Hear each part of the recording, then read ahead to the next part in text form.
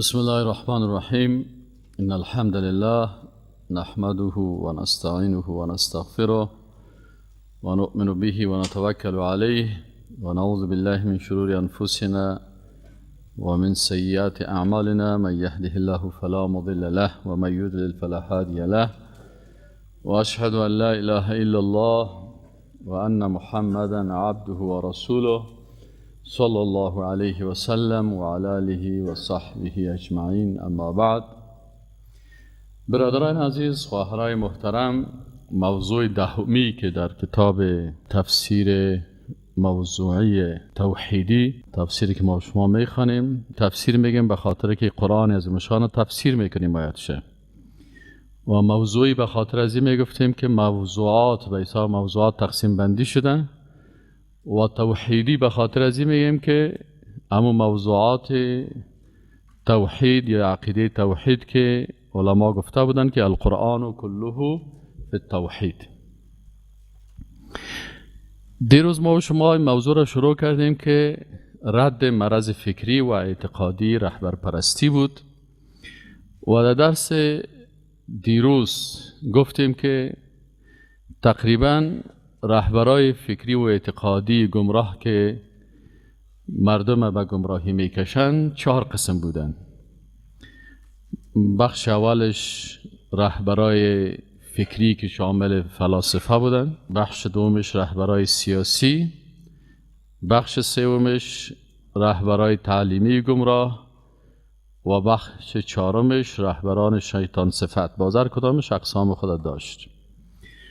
و بازی را گفتیم که قرآن عظیم الشان اینا را برای ما و شما معرفی میکنه، برنامه هایشان معرفی میکنه، عاقبت کسایی که از اینا را پیروی میکنه این را معرفی میکنه، هم در دنیا و هم در آخرت، تا انسانی که میخواه که در صراط المستقیم روان باشه مبتلا به این امراضی که خطرناک است نشن. اولش گفتیم معرفی رهبران گمراه در عصر موسی علیه السلام است. این خلاصه درس دیروز هم براتون میگم، درس نو باز شروع میکنیم. خلاصه درس دیروز همین بود که ما و شما گفتیم که در زمان موسی علیه السلام 3 سمبل ظلم بود. یک سمبلش زور بود، یکیش زر و دیگهش هم تزویر. سمبل زور فرعون بود، و آیات قرآن ما شما خوانیم که فرعون بسیار خطرناک بدماش بود، ظالم بود و طغیانگر بود. دوم سمبل فرعون سمبل ظلم چی بودک؟ رهبر سیاسی و پادشاه گمراه، یعنی سمبل ظلم سیاسی بود. دومش قارون معرفی کرده بود قرآن عظیم الشان که قارون سمبل ظلم اقتصادی بود. اقتصاددان بود، سرمایه‌دار بود، لکن ظالم بود، جیبهای مردم در تصرف خود قرار داده بود. این هم آیات قرآن که درباره‌اش آمده بود خواندیم. سومش بلعام باعور بود. بلعام باعور این سمبل تزویر بود، فریبکاری. این قدرت ظالمانه فکری و تعلیمی و تربیوی. این چی میکرد؟ فکر مردم خود من حیث معلم، استاد، رهنما و دانشمند با فکر چی میکرد؟ حقیقت ها را تزویر میکرد، و عرصه از این سمبل، این 3 سمبل ظلم یک جای شده، کلشان در مقابل کی قرار گرفتن؟ در مقابل موسی علیه السلام. و موسی علیه السلام در طول زندگی خود در مقابل این 3 ظلم مبارزه میکرد تا که الحمدلله توانست سر عرصه شان غالب شد و غلب الله برش نصیب بکنه. در قسمت قارون فرعون ما و شما آیات قرآن خواندیم، اما در قسمت بلعام باعور ما و شما قرآن چی میگه نخواندیم. این میایم در سوره اعراف آیت 175 باز میکنیم و میبینیم که الله متعال در این راسته برای ما و شما چی میگه. واتل عليهم نبأ الذي آتيناه آياتنا فانسلخ منها فانسلخ منها فأتبعه الشيطان فكان من الغاوين. اعوذ بالله من الشیطان الرجیم واتلو علیهم اقرأ علیهم نبأ خبره، یعنی تلاوت که برایشان بخوان ای رسول الله صلی الله علیه و سلم خبر بسیار مهم را. الذی، خبر او شخصی که آتیناه آیاتنا، که ما دادیم بر از او آیات را، یعنی برش دلایل محکم به حقانیت دین اسلام، دین موسی علیه السلام.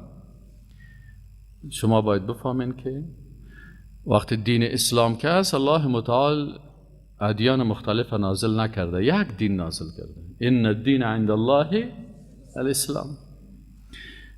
دین آدم علیه السلام و دین موسی علیه السلام و دین عیسی علیه السلام و دین ابراهیم علیه السلام و دین محمد رسول الله صلی الله علیه و سلم یک دین بود که او دین اسلام است. پس این میگه که این شخصی که بودن برازی هم ما آیات خدا داده بودیم، دلایل قدرت خدا داده بودیمش، اسلام شناس بود، لکن به خاطر طمع دنیوی امی بلعم باعور و امثالش چی میکنن؟ فانسلخ منها، پس خارج میشه از امی راه حق.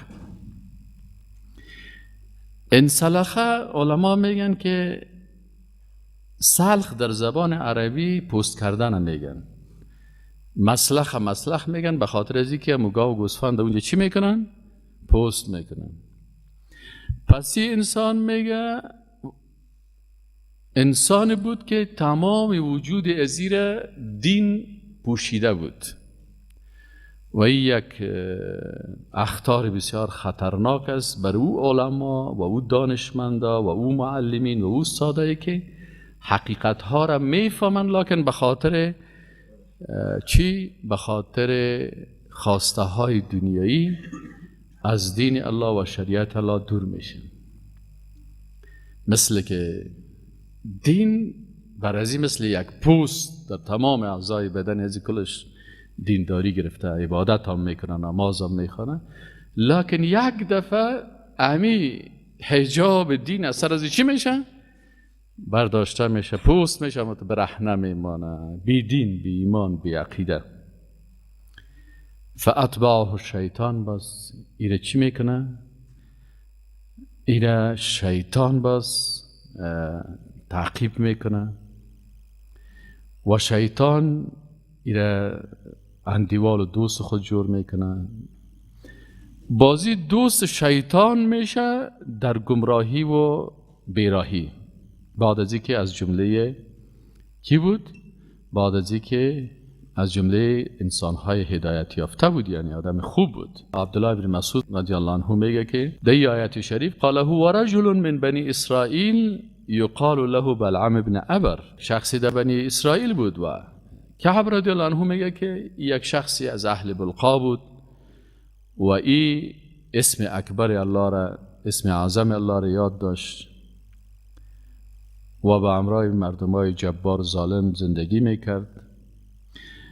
عبدالله بن عباس رضی الله عنهما میگه که هو بلعم از اهل یمن بود، الله متعال برش بسیار علم و دانش و همه چیز داده بود، لکن او را ترک کرد. سفیان ابن عیینه از حسین، از عمران ابن حارث، از ابن عباس میگه هو بلعم ابن باعور و مجاهد و اکرمه، یا میگن کلشان کمی شخص بود. بعضی ها باز میگه عبدالله ابن عمر رضی الله عنهما میگه که در عصر رسول الله صلی الله علیه و سلم هم مثل از این یک شخص بود به نام امیه ابن سلط، بسیار شاعر بود، بسیار عالم بود، بسیار اشعار و یعنی این معلم خوب بود، لکن این به گمراهی کشانده شد. به هر صورت اینمی شخص در زمان موسی علیه السلام میخیزه و بلعم باعور با فرعون دست خود یکی میکنه، برای فرعون فتوا داده میره، برای جنایات قارون چی میکنه؟ فتوا داده میره، بانکای سودی را فتوا میده، سود، قمار، زنا پیسه پیدا کردن از راه زنا پیسه پیدا کردن از راه قمار کل زیر برای چی میکنه؟ فتوا میده. بر فرعون تمام جنایت هایی که میکنه ظلم میکنه ایره هم برش فتوا میده که تو بسیار خوب آدم هستی، بسیار شریف آدم هستی، اینطور هستی. و مردم عوام فریب میده که نمی فرعون رهبرتان است، اینمی فرعون بزرگتان است. بر ازی که شما دیگه هر جنایتی که کرد، هر کفری که کرد، شما مخالفت نکنین، باید که تازی چی باشین؟ پیروی باشین. در حالی که الله متعال میگه و اطیعوا الله و اطیعوا الرسول و اولی الامر منکم.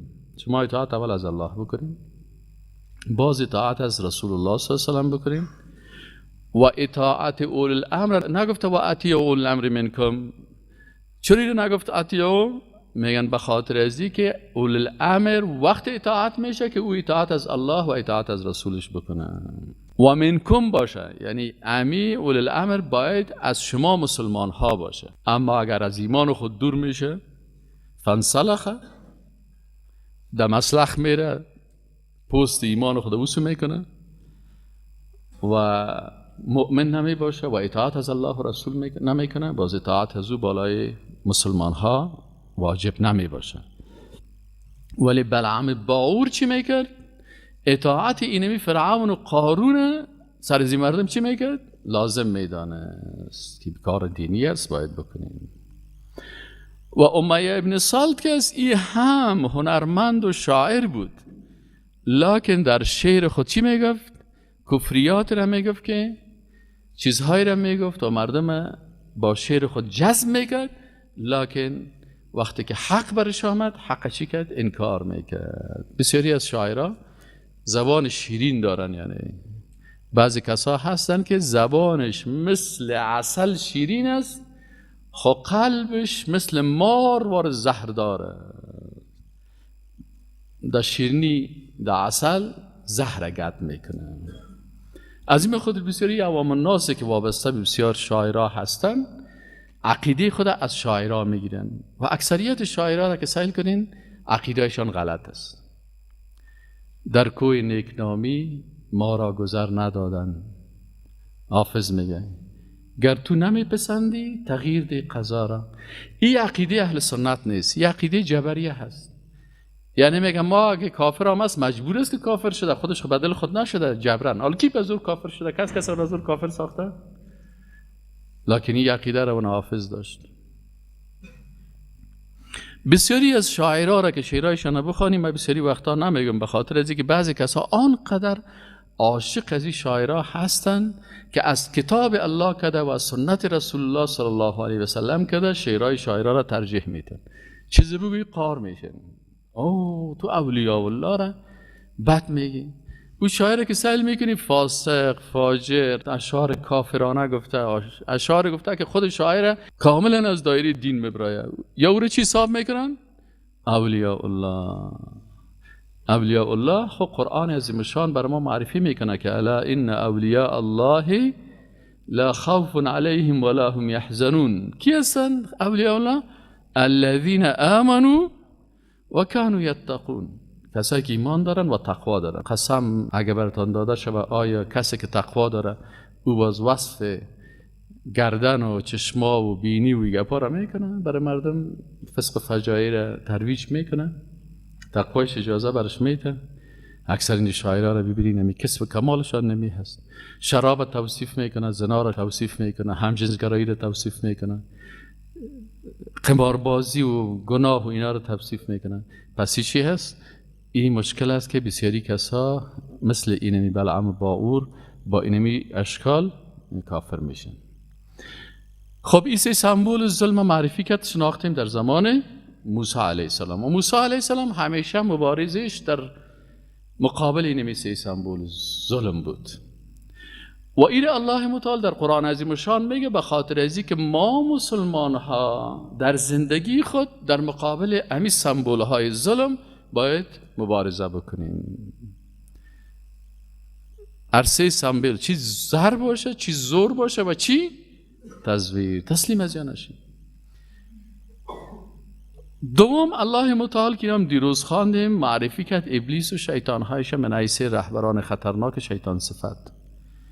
او را خواندیم که انما یأمرکم، امی آیت شریف خواندیم که ولا تتبعوا خطوات الشیطان، دیروز خواندیم انه لکم عدو مبین انما یأمرکم بالسوء والفحشاء وان تقولوا علی الله ما لا تعلمون. سوم، فرستادن قرآن عظیم شان بیان میکنه که الله متعال به اینمی انسانهایی که با وجود از اینکه ظالم هستند الله متعال برشان پیغمبر فرستاد.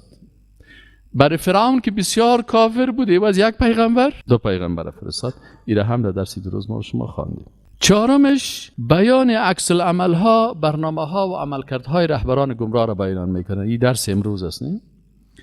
چهارمیش آل امی سمبولای ظلم، امی رهبریت که ظالمانه باشه، این عکس العملشان در مقابل پیغمبران، نبیین، صدیقین، شهدا و صالحین چی بود؟ قرآن عظیمشان بر ما و شما بیان میکنه که اول کار از اونا چی است که استدلالهای جاهلانه و غیر عاقلانه را پیش میکنن و میخواین که از این طریق یا کامیاب شون. سوره بقره آیت 258 ألم تر إلى الذي حاج إبراهيم في ربه أن آتاه الله الملك إذ قال إبراهيم ربي الذي يحيي ويميت قال أنا أحيي وأميت قال إبراهيم فإن الله يأتي بالشمس من المشرق فأت بها من المغرب فبهت الذي كفر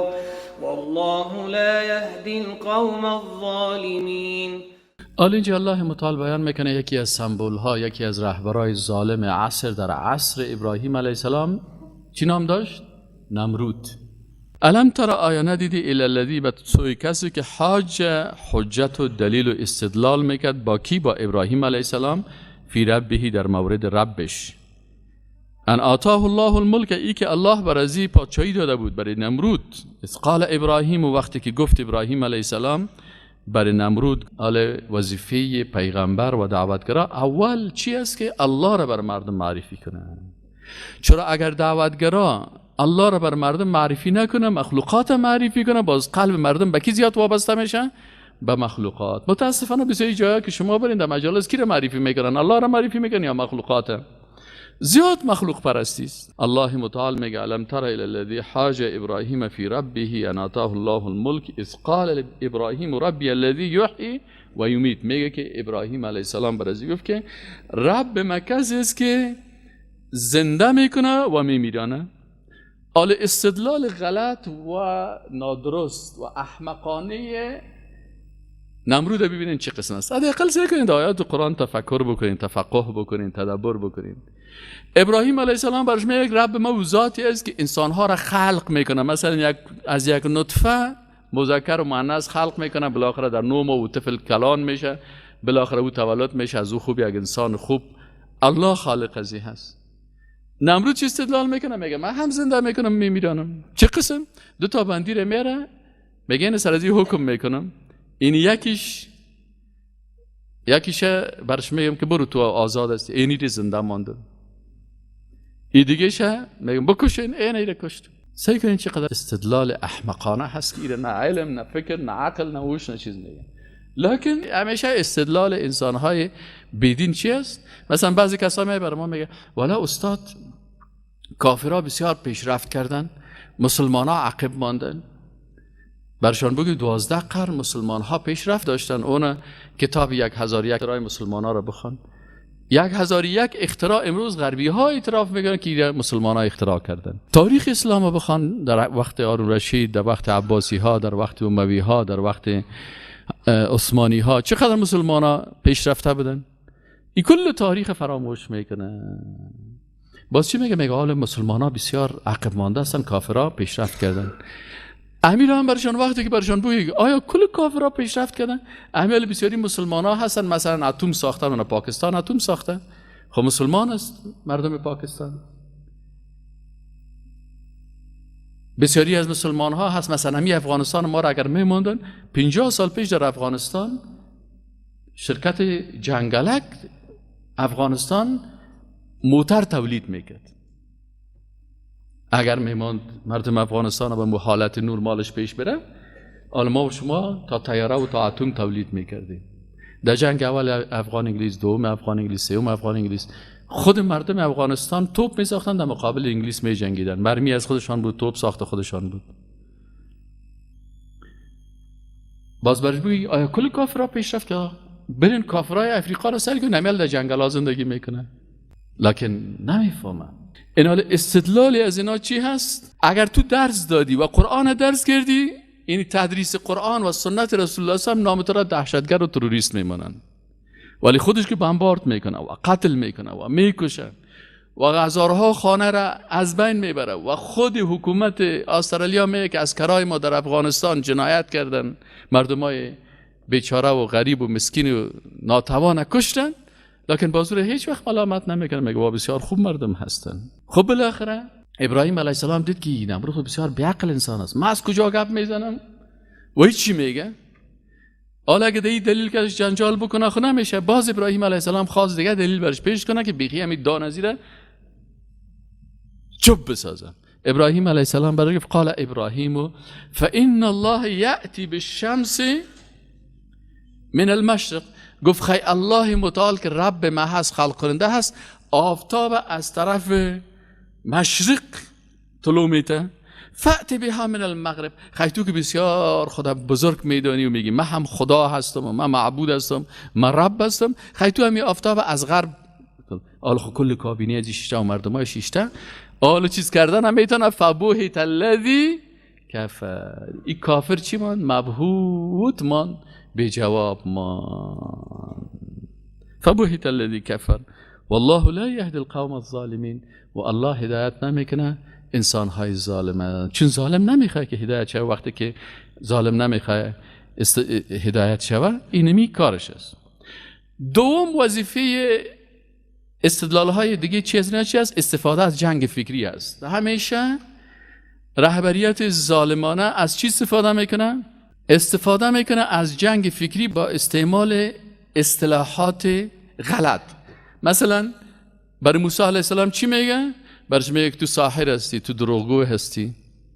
به این شکل مردمای که پیروی ازی میکنن، این مردمای جاهل میگه که او موسی جادوگر است، ساحر است، دروغگو هست. عوام الناس که هستن اینا باز پیروی ازی میکنن، راست میگی. و در عصر امروزی وقتی که یک دعوتگر خوب باشه، این تروریست است، این افراطی هست، این بنیادگرا هست، این جاهل است. یک کسی میگه امی ملا ظاهر دایی رو میبینین؟ ملا ظاهر دایی که است خدا استاد پانتون میگه. چی معنی؟ یعنی استاد پانتون نیست، خود مثلا دعوتگر میگه، دروغ میگه، دعوت نمیکنه. دمی درسش هم که سعی کنی فقط یک 3-4 نفر بچه‌های صنف 4 و 5 یا آدمای بی سواد شیشته. این چی هست؟ این عادت مردمای جنایتکار و کسانی که مردم گمراه میکنه، چی به شکل رئیس کدام حزب باشه، رئیس کدام گروه باشه، یا کدام معلم باشه، یا کدام استاد باشه، یا کدام هنرمند باشه، یا رئیس کدام تلویزیون باشه، یا برنامه ساز تلویزیون باشه، کل از اینها مثل بلعم باور واره اینمی عاداتشان است که همیشه از جنگ فکری چی میکنن؟ استفاده میکنن. مثلا قرآن چی میگه؟ میگه سوره غافر باز کنین آیت 23. إلى فرعون وهامان وقارون فقالوا ساحر كذاب. ولقد ارسلنا، الله متعال میگه و یقینا که ما فرستاد موسی علیه السلام به آیاتنا، با آیات و دلایل خود، و سلطان مبین، با معجزات و سلطان مبین و با دلایل بسیار قوی و واضح و آشکارا. هم معجزات داد موسی علیه السلام، هم دلایل بسیار قوی داشت. بکی روانش کردیم الی فرعون، به سوی فرعون پادشاه ظالم، و هامان وزیر ظالم، و قارون و اقتصاددان و سرمایه‌دار ظالم. فقالو، ارسی از اینا چی گفتن؟ ساحر کذاب. این عادت کی هسته؟ همیشه عادت انسانهای طاغوت صفت همی هست که متهم ساختن با اصطلاحات میکنن. ولی اگر سوانح خودش باز بخوانی، از فرعون کده دیگه دروغگوی بود، از فرعون کده دیگه تروریست بود، از فرعون کده دیگه قاتل بود، اصلا وجود نداشت. دیگه چی هست؟ جیم استفاده از جنگ فکری با جلوه دادن خود به دینداری و دفاع از دین. باز خدا چی میکنم؟ من بسیار دیندار هستم و از دین دفاع میکنم. و پیامبران و مؤمنان را چی میگم؟ میگه یا فسادکار هستن. در سوره غافر آیت 26. وقال فرعون ذروني اقتل موسى وليدع ربه إني أخاف أن يبدل دينكم أو أن يظهر في الأرض الفساد وقال موسى إني عذت بربي وربكم من كل متكبر لا يؤمن بيوم الحساب. وقال فرعون، و گفت فرعون ذرونی بگذارید مرا اقتل موسی، ما موسی را به قتل میرسانم. سیکل جنگ فکری را با اینکه میره بندی کنم، بزنمش، بکشمش. چرا؟ ولیدع ربه، باز بره دعا بکنه، طلب بکنه رب خدا. اینی اخاف ان یبدل دینکم، من میترسم که این موسی دین شما را تبدیل بکنه. یعنی همین کفر خدا، گمراهی خدا چی نام مانده بود سرش؟ دین مانده بود که باز این تغییر بده. او ان یظهر فی الارض الفساد، یا ای که در زمین فساد آشکار کنه. پیغمبر معصومه که برای پاکی و برای صفایی کار میکنه، ایره چی میکنه؟ ایره تکذیب میکنه. و جنگ فکری همی است که آدمای خوبه مفسد و فسادکار و غلط برای مردم معرفی میکنه. و قال موسی علیه السلام گفت که اینی عذت بربی و ربکم، ما پناه میبرم تنها به رب خود نه، و هم رب ما هست و هم رب شما هست. از چی پناه میبرم؟ من کل متکبر، از هر متکبری که شما اصلین متکبرین، لا یؤمن بیوم الحساب، او متکبری که به روز قیامت ایمان ندارم. از کل ازیا به الله پناه میبرم. دیگه از اسالیب جنگ فکری دشمنای حق که رهبرای طاغوتی او را میکنن، یکی از تواغیت خطرناک شیطان است. شیطان آمد چه قسم جنگ فکری کرد امرای آدم علیه السلام و بیبی حوا. فوسوس لهما الشیطان لیبدی لهما ما وري عنهما من سوآتهما، سوره اعراف آیت 20. فوسوس لهما الشيطان ليبدي لهما ما وري عنهما من سوآتهما وقال ما نهاكما ربكما عن هذه الشجرة إلا أن تكونا ملكين أو تكونا من الخالدين. وقتی که آدم علیه السلام و بیبی حوا الله متعال در جنت جای داد، فوسوس لهما الشیطان، بر از اینا وسوسه کرد شیطان، لیبدی لهما، تا که آشکارا بکنه بر از اینا، لیبدی لهما ما وری عنهما، آنچه که پوشانده شد از این دو شخص، من سوآتهما، از عورتشان. و قال ما نهاکما، چرا شیطان میخواد که بر از اینا وسوسه بکنن؟ تا که اینا را، یعنی که یکی از کارهای شیطان به خاطر از است که انسان‌ها را برهنه بسازه. وقتی که انسان برهنه شد بی حیا میشه. وقتی که بی حیا شد، خلاصه ما جاء به الانبیاء اذا لم تستحی فاصنع ما شئت. رسول الله صلی میگه خلاصه آنچه که پیغمبر آورده چی هست؟ که وقتی حیا نداشتی هر چی که خواستی بکن.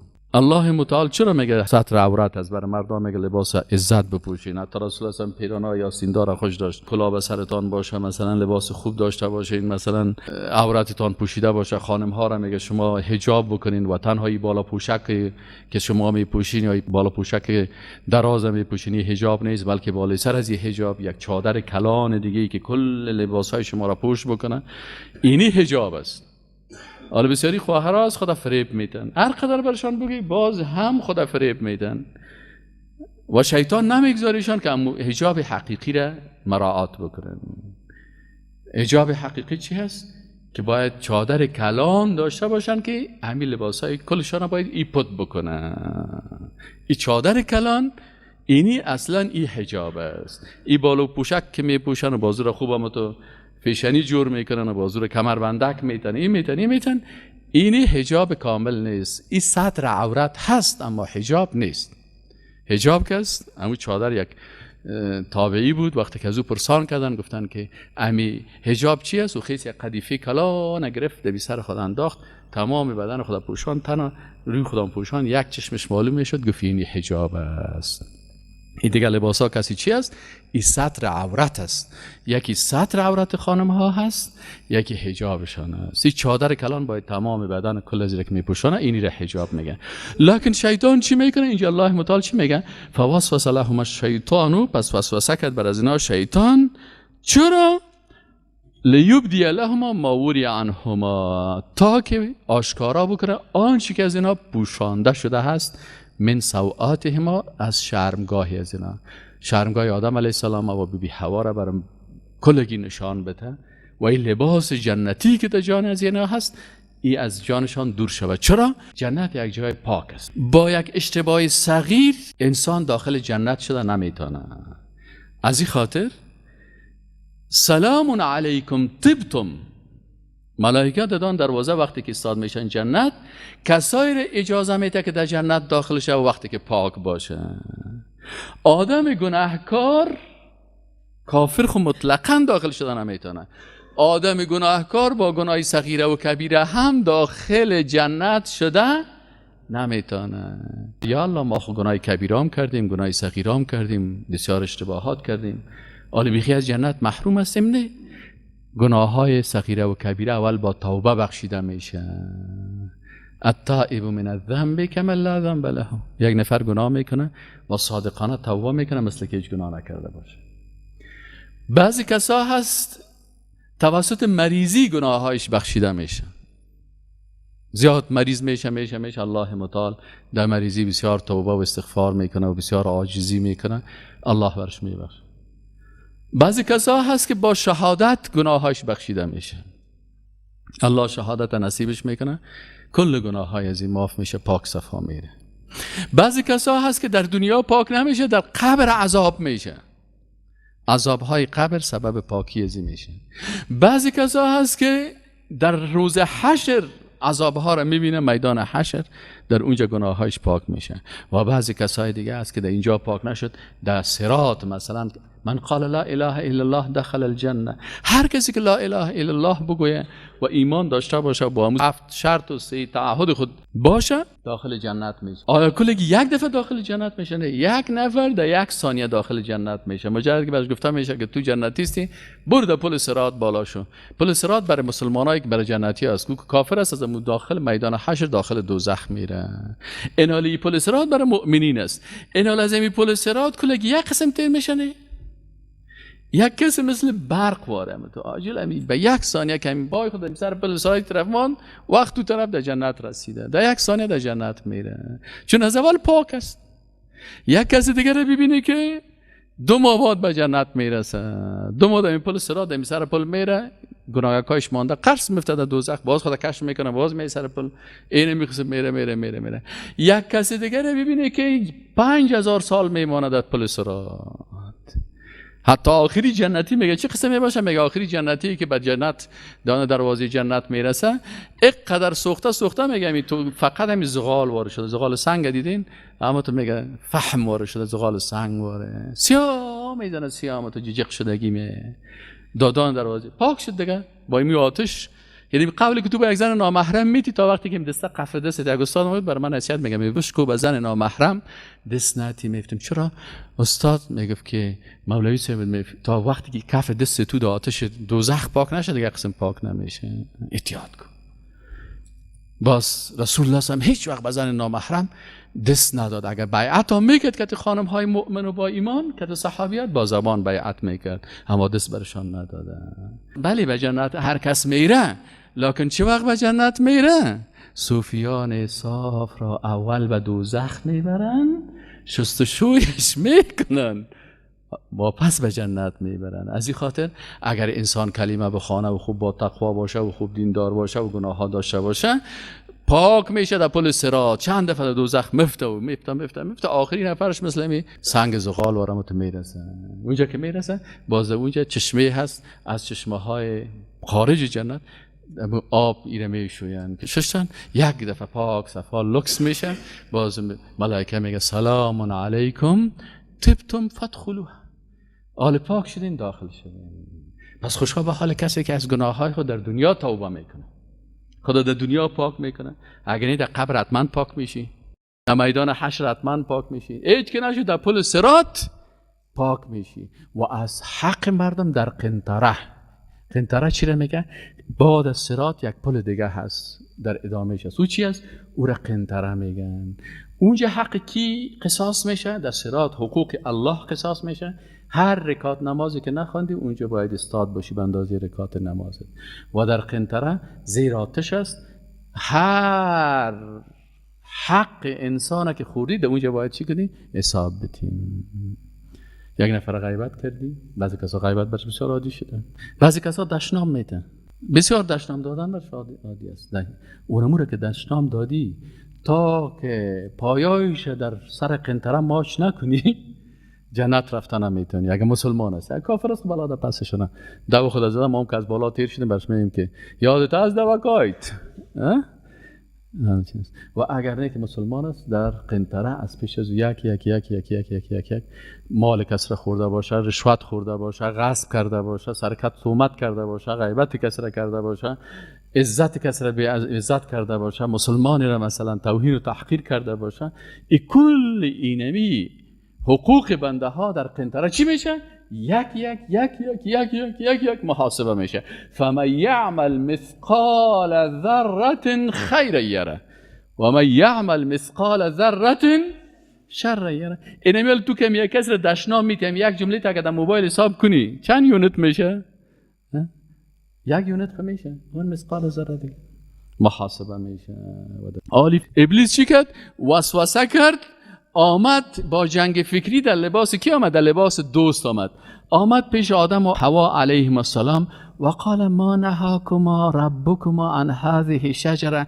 برای گفت سعی کنین، شما دوتان جوان هستین، نو پیدا شدین. خب آدم علیه السلام نو پیدا شده، خوب قوی است، و بی حوا هم نو پیدا شده، خوب قوی هست. آل کدازیا خب به زور کار گرفتن نمیتونه، باید از یاره چی کنه؟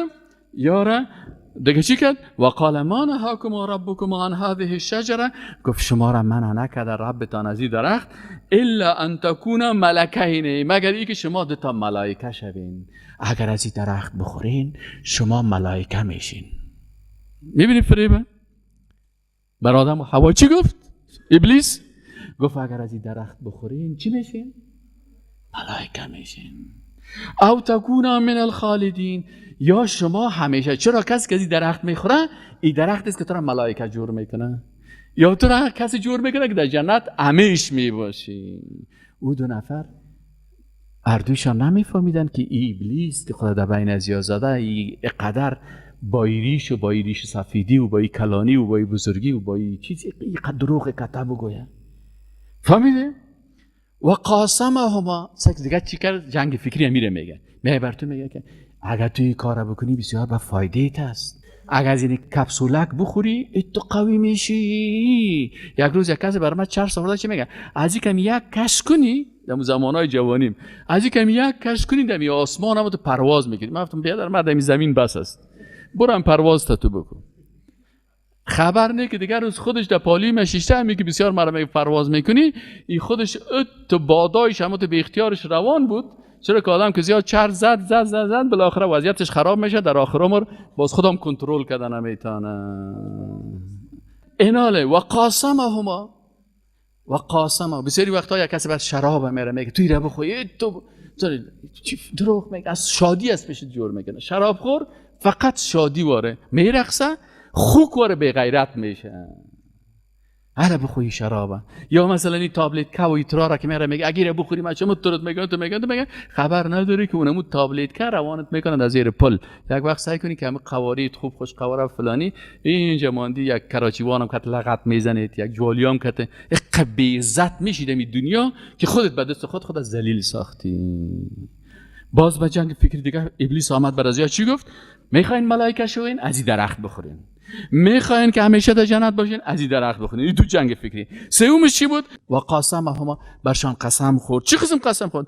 انی لکما لمن الناصحین. گفت قسم میخورم که من بر شما نصیحتگر هستم.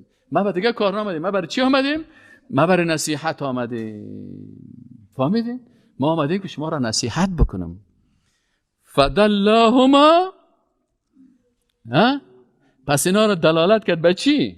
این یاره با مکر و فریب، غروریه به معنای مکر و فریب است. با مکر فریب اینا رو راهنمایی غلط کرد، دلالت غلط کرد. فهمیدین؟ یعنی فدلهما فلما ذاق الشجره، یا خو فکر نمی‌کردن که والا خوی دوست است، قسم خورد، خوب گپا گفت. وقتی که این مجرد از این درختک خوردن، بدت لهما سوآتهما، لباسای جنت گفتیم چی است؟ پاک است نیست؟ در جنت کی داخل میشه؟ آدم پاک. کدام لباسا را میپوشه؟ لباسای پاک. حتی قلب جنتی ششته میشه به خاطر اینکه میگن و نزعنا ما فی صدورهم من غل. حتی در جنت عمیق غرور و تکبر و خودخواهی و بدبینی ها کلش چی میره؟ از بین میره. باز هیچ کس اونجا غرور و تکبر نمیکنه. جای بسیار پاک است. لباسایشان بسیار پاک است. مجردی که یا خوردن چی شد؟ بدت لهما سوآتهما، یک دفعه دیدن که شرمگاه هاشان برشان معلوم شد، به لباس افتاد. و طفقا یخصفان علیهما من ورق الجنه. ورق چی نمیگه؟ برگ های جنت. شروع کردن آلکت برگ ها عورت خدا پت کردن میرن. و طفقا یخصفان علیهما، میپوشاندن بالایش خود از چی؟ خدا پت میکردن آله؟ از ورق جنت، یعنی از برگ های عمود بطهایی که در جنت در باغ بود، واره میرن شرمگاه خدا میپوشانن، حیا میکنن. و ناداهما ربهما، و ندا کرد بر از اینا ربشان، علم انهاکما عن تلکما الشجره. ای آدم و حوا، آیا من شما را منع نکردم از این درخت؟ چقدر نعمت ها هست در جنت. 10,000 قسم 20,000 قسم میوه و درخت و نبات است. در بین 20,000 30,000 قسم دمی یک قسمش گفتم نخورین، دمی شروع کردین. ما شما را منع نکرده بودم. و قل لکما ان الشیطان لکما عدو مبین. نگفته بودم شما را که شیطان دشمن آشکارتان است، شما را گمراه میکنه؟ قال، آدم و حوا فهمیدن که والله شیطان مکار ما را فریب داد، ما را در غلطی انداخت. حالا چی کنیم؟ راه حل چی است؟ پس لا ملجأ من الله الا الی الله. از الله نجات نیست مگر پس رجوع به کی بکنی؟ به خود الله بکنی. پس آدم و حوا علیهم السلام قالا، گفتن ربنا، ای رب ما، ظلمنا انفسنا، ما چی کردیم؟ ظلم کردیم بالای نفسای خود. و ان لم تغفر لنا و ترحمنا لنکونن من الخاسرین. یا الله اگه تو ما را مغفرت نکنی، تو بالای ما رحم نکنی، ما حتما میشیم از کسانی که زیان و نقصان دیدن. پس میبینین یکی از چالهای رهبریت ظالمانه و ای ابلیس که ای طاغوت میگن و ای بسیار طغیانگر کلان است، چی است چلش؟ این جنگ فکری هست. پس انسان مسلمان باید چی کنه؟ دیگه از عادات از این رهبریت ظالمانه چی هست؟ افتخار به قدرت سیاسی و اقتصادی خودشان است. همیشه یا چی میکنن؟ به قدرت سیاسی و اقتصادی خود افتخار میکنن و پیغمبرها و دعوتگرا رو میگن تو موتر داری؟ کجاست قصرت؟ ای پیغمبر برو یک کوی طلا را بیار. حالا مثلا همیشه سر از یا چیز میکنن. و نادى فرعون فی قومه قال یا قوم الیس لی ملک مصر. سوره زخرف آیت 51. ونادى فرعون في قومه قال يا قوم أليس لي ملك مصر وهذه الأنهار تجري من تحتي أفلا تبصرون. ونادى فرعون، و ندا کرد فرعون، صدا کرد فرعون دیگه فی قومی، در قوم خدا، برای قوم خود چه قسم صدا میکنه؟ قال یا قوم، یا قوم الیس لی ملک مصر. آیا نمیبینید که پادشاهی مصر از من هست؟ من پادشاه هستم، کل قدرت سیاسی به دست من است. و هذه الانهار تجری من تحتی. این جویبارها را ببین که زیر قصر من، قصرهای من سعی کنین، باغهای من سعی کنین، جویبارهایی که اینجا روان است اینا را سعی کنین. افلا تبصرون، شما اینا نبینین؟ ام انا خیر من هذا الذی هو مهین. آیا من بهتر هستم یا او کسی که بسیار ضعیف است، نه قصر داره، نه ساختمان داره، نه باغها داره، نه هیچ. ام انا خیرون فلولا القی علیه اسوره من ذهب. اگر این واقعا پیغمبر است و الله را دوست داره، پس چرا این سابق قاچاق بوده می دستای خود کلان کلان چیزای طلایی را منداختن، کرای طلا اینجا منداخت، کرای طلا را. میفی موسی علیه السلام چرا از این کراهای طلایی نداره؟ یگان زنام کسی مثل فرعون و ارادت دارن، سر زنای بیچاره دیگه که کره طلا نداره خنده میکنه. کره مدرسه که اینه قدر است که این دست دیگه مثلا این کمربند طلای مثلا این تاج طلای مثلا این انگشترها را شاید که 6 دانه دیگه که 8 دانه دیگه گوشای خود عوض یک بار 6 تا غار میکنه، 6 تا گوش واره میپرته، بازی رو نشان میده برای مردم. این کلش فرعون صفت است دیگه. آل فرعون چی میگه؟ کجاست او دستبندهای طلایی موسی علیه السلام؟ چرا کتش ملائکه آمد اگر قدر بسیار شده است؟ فاستخف قومه، این قوم خود فرومایه ساخت، قوم جاهل ساخت. دمی گپا قوم خود چی کرد؟ بازی داد. فاطاعوه، باز اونها از چی کردن؟ اطاعت کردن. این عادت فرعونی ها اینمی هست. انهم كانوا قوما فاسقین، یا قوم فاسق هستند. دیگر از عادات تواغیت چی هست؟ عاداتشان این است که بمی کسایی که از یا پیروی میکنن، بر از یا دیگه باز موتر بته، خانه بته، قصر بته، جای بته، چوکی بته. مجرد که یک روز مخالف مزاج یزی عمل کرد، اما خوبترون دوست خدا چی میکنه؟ در زندان رایی میکنه، میکشیشن. چی میگن؟ میگن سیاست پشت روی نداره. چرا؟ تا وقتی که کت ازو بودی، تا وقتی که ترامپ بودی، اون بسیار خوشت داره. روزی که مخالفت کردی میزنه تا باز میگه سیاست پشت. سیاست شیطانی نمیاد، سیاست فرعونی نمیاد که دوست دائمی و دشمن دائمی نداره، مصلحتش است. حالا سعی کنین ایگه پس کجا میزنی استاز؟ این هم در قرآن از برای ما گفته شده که سیاست دو قسم سیاست هست. یکی سیاست فرعونی هست که در اصلش فرعون است، او دوست دشمن دائمی نداره، کلش چال و فریب است. یکی سیاست پیغمبری هست که در رأسش موسی علیه السلام و محمد رسول الله صلی الله علیه و سلم. بازی سیاست اخلاقی هست که دوستش هم معلوم است، هر مؤمن متدین دوستش است و هر بیدین و کافر و مرتد و مشرک دشمنش است. این سیاست اسلامی. خب این حاله این طمع که میته باز پس سر خودش میگرده. این در کجای قرآن است؟ این در قرآن عظیمشان سوره اعراف آیه 113 را باز بکنین. وجاء السحرة فرعون قالوا إن لنا لأجرا إن كنا نحن الغالبين. این ما و شما قصهش از اول خواندیم، یاد داریم که موسی علیه السلام وقتی که پیش فرعون آمد و معجزات و دلایل برای فرعون گفت که موسی علیه السلام چی است؟ ساحر است، جادوگر است. آل فرعون رفت کل جادوگرها را چی کرد؟ جمع کرد. الله متعال میگه که وجاء السحرة فرعون، این ساحرای کلانه که 100 ساله و 120 ساله و 130 ساله جادوگر هستند، یا دیگه آمدن پیش فرعون. یا رسول دیگه برشان خاص وسایل ترانسپورتی روان کرد و خاص میمانیاست و خاص خوردنیاست. یا را برازی آوردن. یا که آمدن قالوی بازیا چی گفتن؟ این لنا لاجرا ان كنا نحن الغالبین. گفت اگر ما غالب شویم سر فرعون، باز برای ما اجوره و پاداش است. چقدر دلار میتی؟ چقدر پیسه میتی؟ او وقت دلار نبود. چقدر طلا میتی؟ چقدر نقره میتی؟ چقدر چوکی میتی؟ کدام وزارت میتی؟ کدام قسمت ها و کدام وزارت ها را بر حق ما میرسانی؟ این کل فیصله را کردن. گفتن نه؟ فرعون برشان گفت قال نعم. فرعون گفت بله. و اینکم لمن المقربین، شما نه تنها که براتان اجوره و پیسه و طلا و نقره و گپا میتم، شما از مقربین ما میباشین. شما از جمله مقربین که میباشه، مقربین پاشا وزیرش میباشه، رئیس دفترش میباشه، سکرترش میباشه، مشاورش میباشه. متوجه هستین؟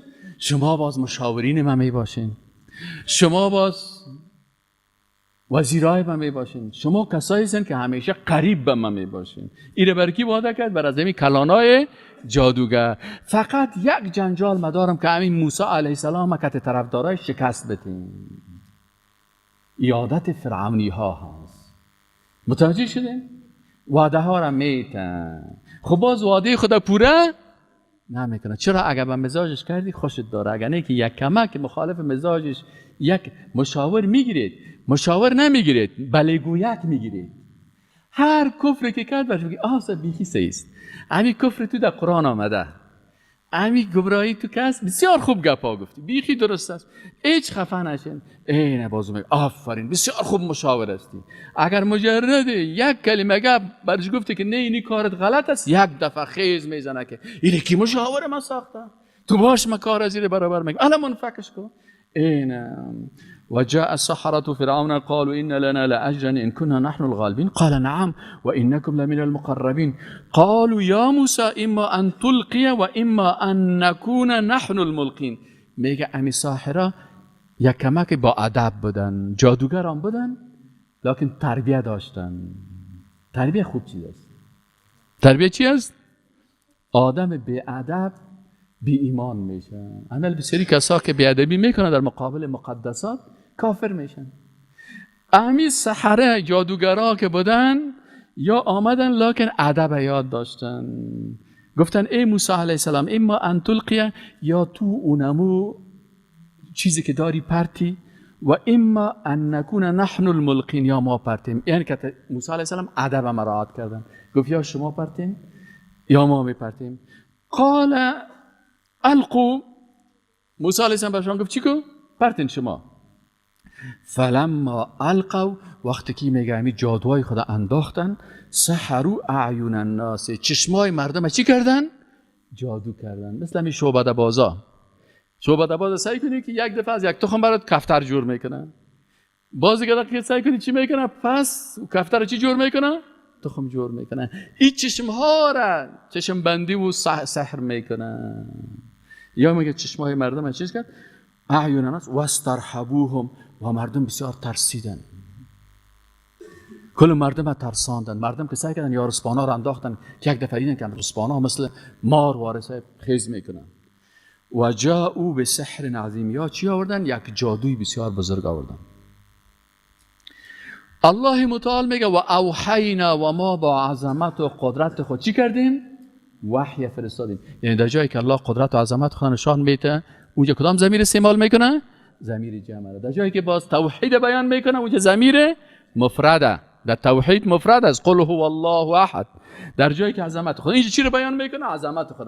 میگه و اوحینا، و ما با عظمت و قدرت خود به موسی علیه السلام وحی کردیم ان الق عصاک، بانک یا قرصپانا و قرمارا را جور کرده، فقط امی عصاگه که در دست تو کسی امی چوبه که خورد امیر تو پرتو، فاذا هی تلقف ما یافکون. میگه مجردی که موسی علیه السلام انداخت، تمام امی صحرای از یاره کلش امی عصا به یک مار تبدیل شد، کل از خورد.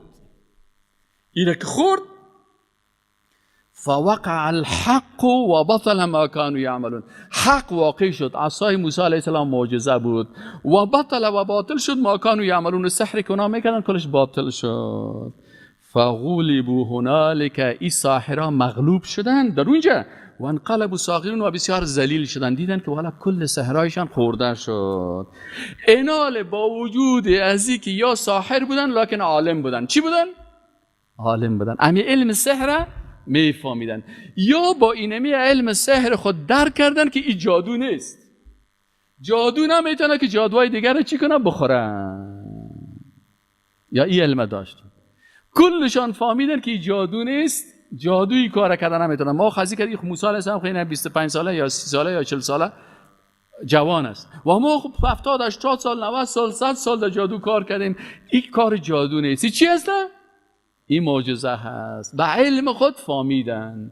وقتی که فهمیدن، و القی السحرة ساجدین، میگه افتادن ساحرا سجده کنان، کلشان به الله متعال سجده کردن که تو پیغمبر هستی. قالو گفتن آمنا برب العالمین، ما ایمان آوردیم به کی؟ به رب العالمین، رب موسی و هارون. رب کی؟ رب موسی علیه السلام و هارون. ما به رب العالمین پیغمبر تو را فرستاد و این معجزه را بر ما نشان داد، و این سحر جادو نیست. ما چی کردیم؟ اینه به این ایمان آوردیم. آل فرعون که این مشاورین و این وزیرا و کسایی که وعده کرده بود، آل حقش قضیه را قبول کنه یا رد بکنه. اگر این حق طلب می بود، میگه فعلا خود تنها موسی علیه السلام خود نگفت، اینا کل ساحرای ما و مقربین ما و کسایی که ما وعده کرده بودم که به کمک ما آمده بودن، اینا کلشان چی کردن؟ اینا کلشان اینا قبول کردن که سحر و جادو نیست، این موسی علیه السلام پیغمبر است و رب از او رب حق است و کاری از این معجزه هست. باید فرعون هم چی میشد؟ تسلیم میشد. لکن طاغوت کافر بیدین عادتش است که حق هم بفهمه قبول نمی. آل فرعون چی میگه؟ قال فرعون، آل ایواز که فرعون توبه بکنه یا هم سجده کنه تسلیم شوه، گفت فرعون آمنتم به قبل ان آذن لکم، شما را که ما وزیر خود جور میکردم و مشاور خود جور میکردم و سکرتر ما بودین و مقرب ما بودین بدون اجازه ما ایمان آوردین؟ ان هذا لمکر مکرتموه فی المدینه، این بسیار مکر خطرناک است که شما چله کردین در شهر، لتخرجوا منها اهلها، تا که شما خارج کنین اهل از شهر. آل برازیا هم چی میگه؟ با مقربین خود هم چی میگه؟ میگه یا خود از چی هستن؟ جنایتکارای جنگی، سی خودش دشمن است، سی خودش جنایتکار است، سی خودش مکار است، سی خودش دروغ است. آل پس برای ساحران گپای زشت میگه و باز برشان میگه شما این کارا کردین به خاطر که اهل زیر شما از شهر بکشین، فسوف تعلمون، آزود است که شما خواهد دانستین که من چی کارا در حق شما میکنم. خود چی میکنم؟ لأقطعن ایدیکم و ارجلکم. اقطع لام توکید است و نون توکید ثقیله 3 دفعه تاکید میکنه. لأقطعن حتما قطع میکنم. از کی؟ از ساحرا را، از نفرای خودم. چی میکنم از شما را؟ لأقطعن ایدیکم، دستایتان قطع میکنم و ارجلکم، و پایایتان قطع میکنم من خلاف، یعنی یک دستتان کت یک پایتان، اگر دست راست قطع کردم باز پای چپت قطع میکنم، اگر دست چپت قطع کردم باز پای راست قطع میکنم. من خلاف کمو تو لیخت یک بغلگک بانی. لأقطعن ایدیکم و ارجلکم من خلاف ثم بعد از اون الهیتان میتم که بره نه فرعون از دیگه، ثم بعد از اون لأصلبنکم اجمعین، باز شما را در صلیبم براتون اینجا رسم کرده بودم نه، باز شما را در بین صلیب چی میکنم؟ آویزانتان میکنم که از دست و از پایتان چی بره؟ اما خون بره و تا که در مو آفتاب تیز اما تو خونهایتان بره کشته شوین، یعنی زنده نیمانمتان. خب آل انسانی که حق پیدا کرد تسلیم طاغوت سرکش میشه؟ آلیا مسلمان شدن چی گفتن؟ قالوا انا الی ربنا منقلبون، اینا گفتن که ساحرایی که ایمان آوردن و توبه کردن از سحر خود و ایمان آوردن به الله و به رسولش و به کتابش، گفتن ما به طرف پروردگار ما برگشت داریم، ما میریم به طرف پروردگار خود، اگه تو ما را بکشیم و ما تنقم منا، و تو امرای ما نقمت و دشمنی نداری مگر به خاطر چی؟ الا ان آمنا بآیات ربنا، تو خود دشمن الله هستی، تو خود دشمن پیغمبر هستی، تو خود دشمن حق هستی. دیروز نان دادی و هتل دادی و خوراک دادی و گوسفندا را برای ما کشتی و کبابا را دادی، امروز که حق گفتین دشمن ما شدی، پس تو دشمن ما نیستی، دشمن الله هستی. ما به طرف الله میریم و تو انتقامی که از ما میگیری یا بدبینی که در مقابل ما داری، این به خاطر از این هست که ما با آیات رب خود ایمان آوردیم. لما جاءتنا، وقتی که برای ما آمد ما نمیفهمیدیم، جاهل بودیم، جادوگری کردیم، عیاشی کردیم، گناه کردیم. حالا که فهمیدیم با او ما ایمان آوردیم. ربنا، دعا کردن بر پروردگار، گفتن ای رب ما، ای خالق ما، ای رازق ما، ای شفا دهنده ما، افرغ علینا صبرا و توفنا مسلمین، یا الله بر ما صبر نصیب بکن و ما را در بین مسلمان ها بمیران. اینمی ساحره را علما میگه الله که کسی را نیکبختی بده، اینه مثل ساحرای فرعون وارث کل عمر خود در گمراهی تیر کرد، در نیم ساعت مسلمان شدن، در نیم ساعت صحابی موسی علیه السلام شدن، در نیم ساعت به شهادت رسیدن، در نیم ساعت در قرآن عظیم شان نام از یا من ایس مؤمنین ذکر شد. سبحان الله که الله متعال بر یک کس عزت و چی میته؟ خوشبختی برش میده. انسان هایی که حق هستن بازوات تسلیم ازیا نمیشن.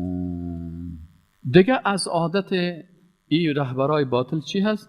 که اینا همیشه تکذیب میکنن داعیان پیغمبرا را و یا را چی میکنن؟ یا را تکذیب میکنن، خودشان نافرمانی میکنن و ادعای ربوبیت و الوهیت میکنن. این در کجا هست؟ میگه در سپاره 30 سوره النازعات آیت 22. ثم أدبر يسعى فحشر فنادى فقال أنا ربكم الأعلى فأخذه الله نكال الآخرة والأولى إن في ذلك لعبرة لمن يخشى. اینجا ببینین الله متعال پیش از این میگه در آیت 15 میگه هل اتاک حدیث موسی، آیه بر تو آمده حدیث و امو روایاتی که درباره موسی علیه السلام است. اذ ناداه ربه، وقتی که ندا کرد موسی علیه السلام ربه ربش به واد المقدس، در وادی مقدس کوره طوا میگفتن که در کوه تور بود. الله متعال بر موسی علیه السلام چی وظیفه داد؟ گفت اذهب الی فرعون، برو و پیش فرعون، انه یقینا که فرعون طغیان و سرکشی کرده، یک طاغیه هست، یک طاغوت خدا جور کرده. فقل، بگو برش هل لک الی ان تزکی، آیا امکان داره که تو هم تزکیه شوی، پاک شوی، عقیده توحید درست قبول بکنی؟ و اهدیک الی ربک، و متر راهنمایی بکنم به سوی ربت خالقت، فتخشا، پس تو بترسی. فاراه الآیه الکبری، موسی علیه السلام برای فرعون معجزه بسیار بزرگ نشان داد. فکذب، لکن فرعون میگه تکذیب کرد، و عصا، و نافرمانی کرد. این عادت طاغوتا هست، تکذیب میکنه و عصیان و سرکشی میکنه. ثم ادبر یسعی، باز پشت گشتاند و سعی و تلاش میکرد که جادوگرا را پیدا بکنه. فحشر، پس جمع کرد امی پیروای خود، فنادا، صدا کرد. فقال، بر از اینا گفت، بر اینمی پیروای خود گفت انا ربکم الاعلی. این موسی علیه السلام که میگه این ربتان نیست، رب عالی و بزرگتان من هستم، ادعای ربوبیت کرد. فاخذه الله نکال الاخرة والاولى ان فی ذلک لعبرة لمن یخشی. پس یکی از عادات از این طاغوت ها چی است؟ که اینا تکذیب میکنن و اینها طغیان و سرکشی میکنن. دیگه از عادت های از اینا پنجمی چی است؟ علت گمراهی اهل کتاب الله متعال بیان میکنه. پنجم که چرا اهل کتاب با وجود از اینکه در آغاز خدا مؤمن میگفتن، اینا گمراه و بیراه شدن. ایره انشاءالله تعالی در روز بعدی میخوانیم. و السلام علیکم و رحمت الله و برکاته.